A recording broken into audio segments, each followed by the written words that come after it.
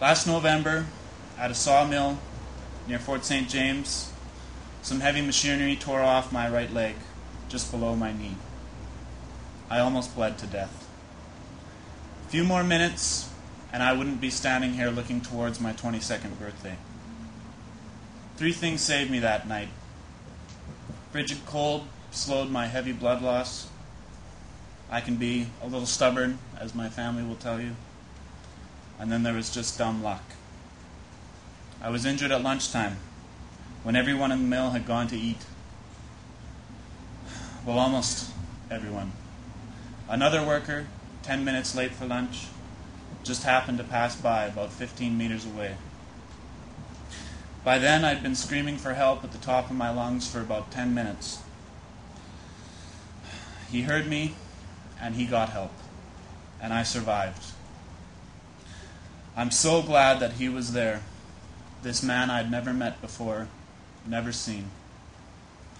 But what if he'd gone for lunch on time? What did me in was a moving 15-foot steel bar on a machine called a floor sweep. The bar weighs hundreds of pounds. I remember it crushing my leg. I remember seeing the flesh tearing off. And I remember hearing my leg snap about 14 times. I watched as my leg dangled, and there was about 5 seconds there where I didn't even really know what was happening. And then the bar came back again and tore off what was left of my leg. I remember the surreal moments watching as part of my pant leg and my work boot, my foot and my toes, my nails and whatever hangnails I had going on that night were torn down a hallway. And it was so strange. You never want to believe that it's your foot. You can't, because you have no idea what it's like to see a part of your body detached from your body until it happens. But here I am. Last fall, I was simply saving money for university. I was just another kid. Still am a kid. I was practicing music, same music I'd fallen in love with when I was 11 years old. I play piano, guitar, drums. I love to sing on a sunny day. But all that's upside down now. I find this especially devastating for myself because the drums happen to be my main passion. I love rhythm. If you know anything about drumming, you know that every limb you have plays a role, and every muscle you use makes music. I had a wicked right foot. It was quick. I play all kinds of music, and I love all kinds of music. I can still play the drums, the same way I can walk. But the fact is, it'll never, ever be the same again. The truth is, I really didn't have to lose my leg. I knew the right to refuse unsafe work.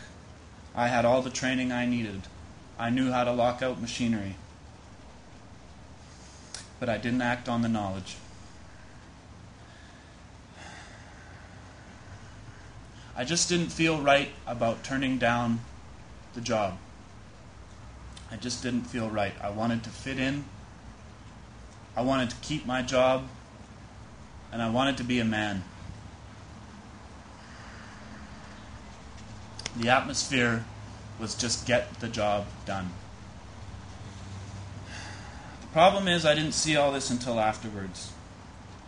People say your life can change in 1 second, but that has no meaning until your life truly does change in 1 second. The decision-making was very complex and very emotional.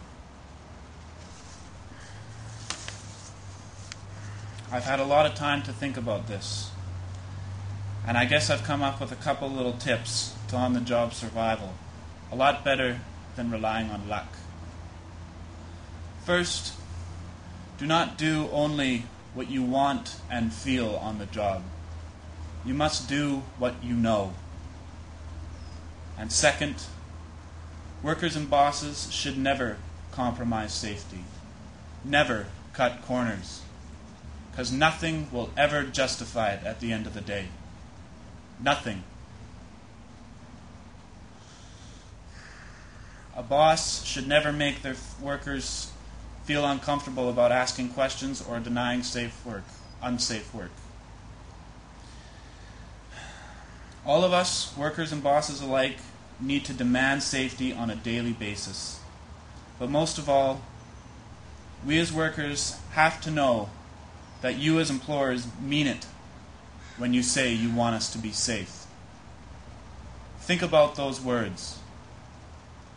Do you really mean it when you say, I'm going to go be safe today? Or I'm going to look after my workers today? I was not looked after. And I also did not look after myself. This is as black and white as anything can be. The machine is locked out, or it's not. Your employees are safe, or they're not. You're alive, or you're dead. This is a lesson I had to learn the hard way. I only wish it hadn't been so hard for 160 other workers last year. Thank you.